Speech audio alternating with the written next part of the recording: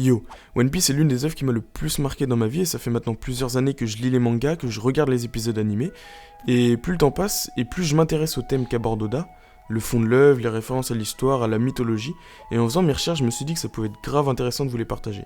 Et donc ça y est, on y est. Aujourd'hui, dans ce premier épisode, on analyse Romance Down.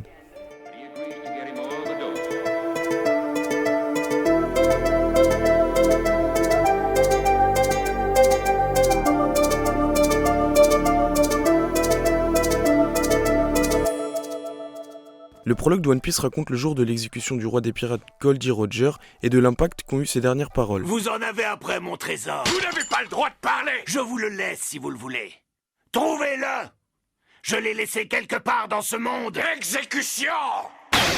Eiichiro Oda s'est inspiré d'un vrai pirate qui s'appelle Olivier Levasseur et qui est la Buse pour créer son personnage de Goldie Roger.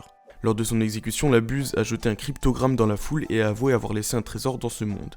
D'ailleurs, un chercheur affirme avoir décrypté le message et localisé le trésor qui serait enfoui quelque part sur l'île de la Réunion. Voilà pour le prologue. Romance Down, c'est l'arc qui introduit le manga, c'est la présentation de Luffy enfant, de l'équipage de Shanks, du premier antagoniste entre guillemets du manga, et du village de Fuchsia. Le village de Fuchsia, il est caractérisé par son moulin. D'ailleurs, Fuchsia, ça vient du japonais Fuchsia, qui veut dire moulin avant. Et les paysages des petits villages comme le village de Fuchsia ou le village de Siro, ils sont inspirés des terres anglaises, des campagnes anglaises. D'ailleurs, le village de Fuchsia, il a été inspiré de la ville de Lyancayo, au Pays de Galles. Bon, je sais pas si c'est parce qu'il y a juste un moulin, mais le paysage, en tout cas, niveau campagne, tout ça, niveau verdure. Dès les premières pages, il y a plusieurs pirates qui sont présentés, donc ici, les membres de l'équipage de Shanks.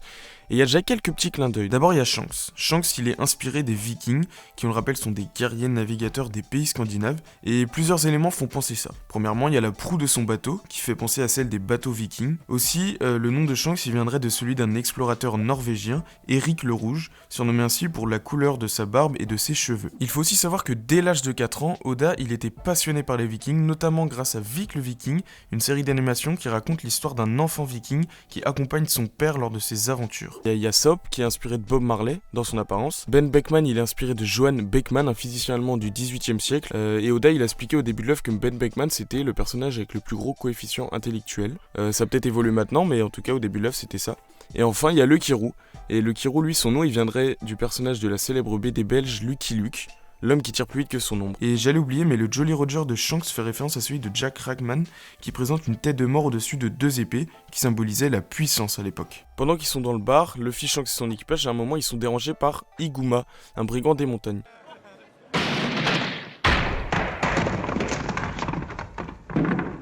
Toc toc toc. Tiens, on dirait qu'on est tombé sur un nid de pirates. Ils ont tous l'air plus abrutis les uns que les autres.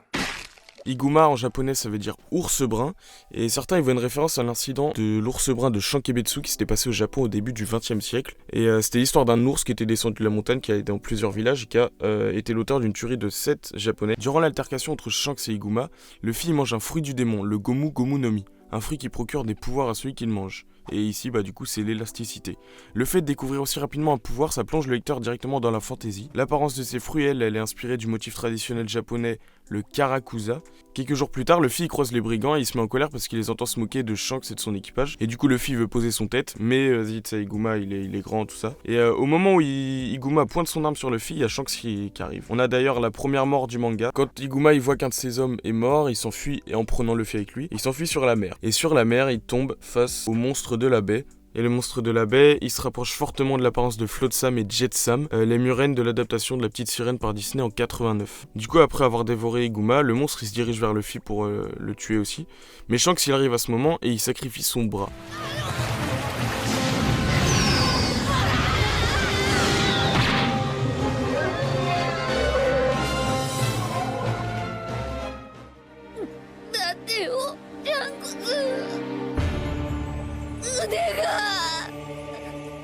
Et donc là, on a une première référence mythologique. Il s'agit de l'histoire de Fenrir et de Tyr. Fenrir, fils de l'agente Angbodda et du dieu Loki, est un loup titanesque. Tyr, quant à lui, est le dieu de la justice. Dans une prophétie, il était écrit que Tyr allait tuer Odin lors d'une grande bataille entre les géants et les As, qui sont les dieux principaux associés à Odin. Et pour empêcher que cette prophétie se réalise, les dieux ils ont décidé de le ligoter. Mais à chaque fois, Fenrir il arrivait à se libérer et il devenait de plus en plus fort.